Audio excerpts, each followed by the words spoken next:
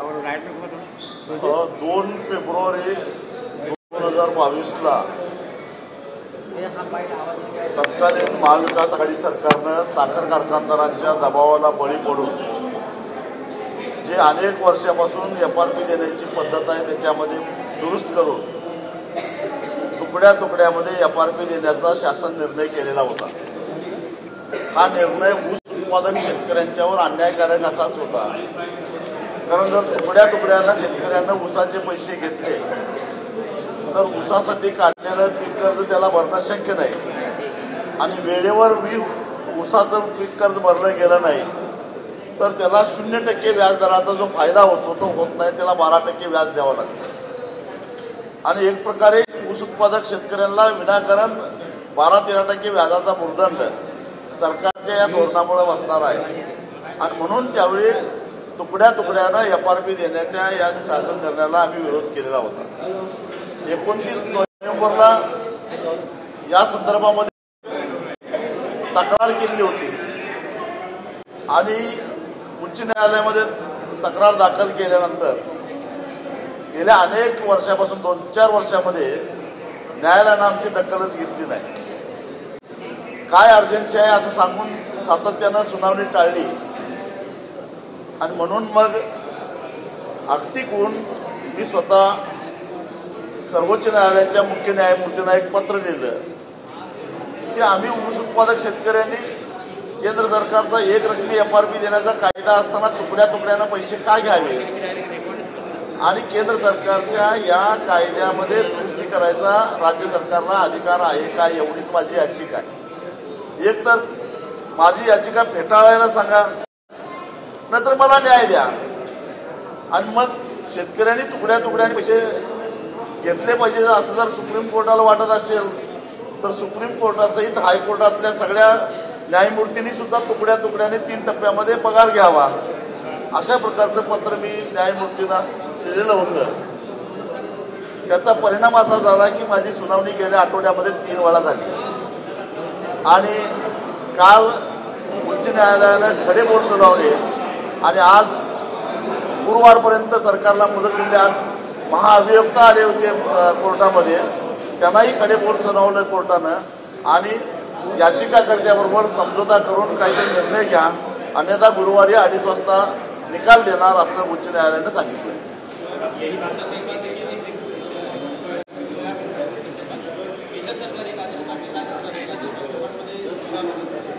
काल मला समजलं की कृषी मंत्र्यांनी 24 दिवस सोयाबीन खरेदीला मुदतवाढ दिलेली आहे।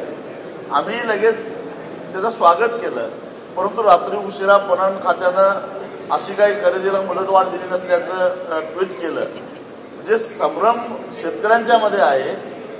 10 दिवस शेतकरी रांगेमध्ये आतापर्यंत जो खरेदी झालेला सोयाबीन आहे त्यातला शेतकऱ्यांचा कमी आणि व्यापाऱ्यांचा जास्त आहे, कारण अनुभव असा आहे शेतकऱ्यांचा, शेतकरी सोयाबीन विकायला गेला तर बारदान नाही, अमुक नाही, तमुक नाही, माणसं नाही, हमाल नाही असं करून त्याला तात्काळ ठेवावं लागतं। 8-8 दिवस शेतकरी तिथं तात्काळ राहतो आणि एखादा व्यापारी 10-20 सातबारे गोळा करून 10 चाकी 12 चाकी ट्रकमधनं जर का सोयाबीन घेऊन आला तर त्याची मात्र लगेच खरेदी होते। अनेक फार्मर प्रोड्युसर कंपन्यांच्या नावाखाली बोगस कंपन्या तयार करून त्यांनी गैरव्यवहार केला, त्यांना ब्लॅकलिस्टमध्ये टाकलं जातं आहे, परंतु त्या मर्जीतले असल्यामुळं ते सोयाबीन त्यांनाच खरेदीची परवानगी मिळते।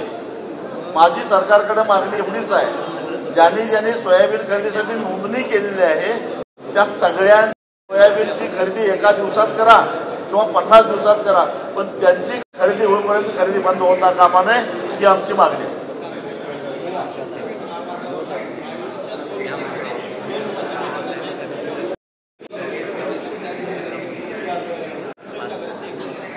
नागपूर गोवा संपूर्ण 12 जिल्ह्यातल्या शेतकऱ्यांचा विरोध आहे। खोटं सांगितलं जातं की शेतकऱ्यांचा विरोध नाही। एक तर शेतकऱ्यांना माहिती आहे की समृद्धी महामार्गाच्या तुलनेनं केवळ 40% जमिनीचा मोबदला शक्तीपीठ महामार्गाला मिळणार आहे, कारण त्याला सुद्धा महाविकास आघाडी सरकारच्या काळातला झालेला शासन निर्णय या शासन निर्णयानुसार बाजारभावाच्या चौपट आणि वाटाघाटीतून एक पट वाढवण्याचा अधिकार जिल्हाधिकाऱ्यांना होता। ती तरतूद बदलून बाजारभावाच्या नव्हे रेडी रेकनरच्या दुप्पट आणि त्याच्यामध्ये 20% कपात अशा प्रकारची दुरुस्ती महाविकास आघाडी सरकारच्या काळामध्ये झालेली आहे। त्यामुळे समृद्धीच्या महामार्गाला जर का 100 रुपये मिळाले असतील तर शक्तीपेठला केवळ 40 रुपये जमिनीचा मोबदला मिळणार आहे। त्यामुळे संपूर्ण 12च्या 12 जिल्ह्यातल्या शेतकऱ्यांचा विरोध आहे। कोल्हापूर आणि सांगली जिल्ह्यातल्या शेतकऱ्यांचा मुळातच विरोध आहे। याचं कारण एकतर हा कोल्हापूर सांगली जिल्ह्यातला हा महामार्ग म्हणजे महापुराला कारणीभूत ठरणार आहे। भरावा टाकल्यामुळे महापुराचं संकट अजून तीव्र होणार आहे। याशिवाय या भागातली असणारी जी बागायत जमीन आहे ती जमीन द्यायला शेतकरी तयार नाही आणि म्हणून जोपर्यंत शेतकऱ्याचा विरोध आहे तोपर्यंत आमचा या महामार्गाला विरोध असणार आहे। खरं तर केंद्रीय जल संपदा मंत्री महाराष्ट्र मराठी माणूस असताना भलेही ते गुजरातचे असोत किंवा पण ते मराठी माणूस असताना सी.आर. पाटील महाराष्ट्रावर एवढा अन्याय होतोय याची महाराष्ट्रातल्या नेत्यांना सुद्धा लाज वाटली पाहिजे। मी स्वतः सी.आर. पाटलांना जाऊन कर्नाटक सरकार अशा प्रकारे आलमट्टीचं उंची वाढवायला लागलेलं आहे आणि उंची जर का वाढली तर आज 20 दिवस रेंगाळणारा महापूर 35 दिवस रेंगाळल्याशिवाय राहणार नाही आणि सांगली आणि कोल्हापूर जिल्हे बेचिराग होतील। तेव्हा मी केंद्रीय मंत्री आहात मराठी माणूस म्हणून तुम्ही याच्याकडे बघितलं पाहिजे असं त्यांना विनंती केली तरी सुद्धा त्यांनी त्याला हरकत नाही असं म्हटलं ही अत्यंत दुर्दैवाची गोष्ट आहे।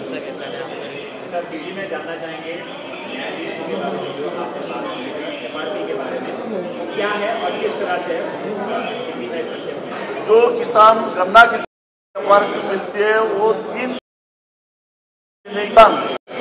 महाविकास आघाड़ी सरकार के कार्यकाल में हुई थी। ये जो शासन निर्णय हुआ था इसको मैंने मुंबई उच्च न्यायालय में चैलेंज किया था लेकिन उसकी सुनवाई नहीं हो रही थी। बार बार मेरा वकील जब सुनवाई के बारे में रिक्वेस्ट करता था तो उस वक्त कोर्ट क्या अर्जेंट है बोलकर सुनवाई टालती थी। 5-6 जज बदल गए लेकिन हमारी सुनवाई नहीं हो रही थी।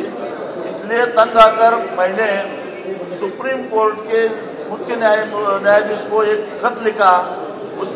उसमें मैंने लिखा कि टुकड़ों के गन्ने किस्तें लेकर किसान बेजार हो चुका है क्योंकि उसको 0% ब्याज का फायदा नहीं हो रहा है। इसलिए एक मुफ्त जो किसानों का गन्ने का रेट मिलना चाहिए जो केंद्र सरकार का कई सालों से कानून है उसमें बदलाव करने की कोई आवश्यकता नहीं है और केंद्र सरकार का कानून राज्य सरकार बदल नहीं सकता। लेकिन मेरी सुनवाई नहीं हो रही है। मैं कोर्ट को इतना पूछना चाहता था कि मेरी मांग जायज़ है या नहीं है, यही मुझे डिसीजन चाहिए था लेकिन वो नहीं रहा है। इसलिए अगर किसान टुकड़ों में पैसा लेने के लिए उसमें कोई अर्जेंसी लगती नहीं कोर्ट को तो जितने भी जज है सुप्रीम कोर्ट के या हाई कोर्ट के उनको वे 3 किस्तों में उनकी सैलरी लेनी चाहिए। क्यों नहीं चाहिए ये सवाल मैंने पूछा। उसके बाद 2 हफ्ते में 4 बार मेरी सुनवाई हो गई।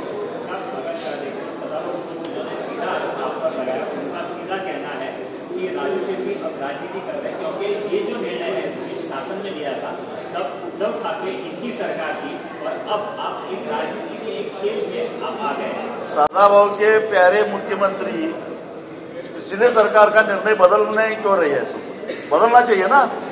इसलिए क्योंकि सदाभाऊ को ये केवल चमचेगिरी करते हैं बाकी कुछ नहीं करते। धन्यवाद।